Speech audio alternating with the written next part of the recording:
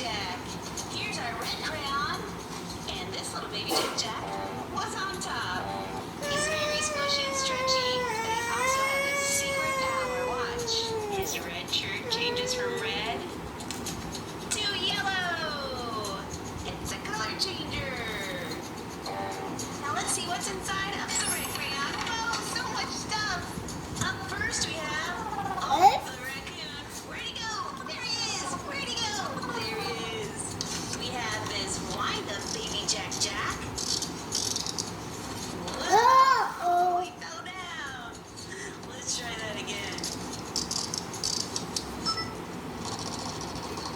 There he goes. And we have this baby Jack Jack that can turn invisible and then turn into fire and then turn into a monster. Oh no, turn back to regular Jack Jack.